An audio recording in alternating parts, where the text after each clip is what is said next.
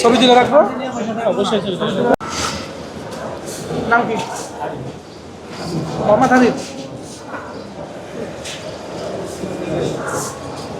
বয়স কত?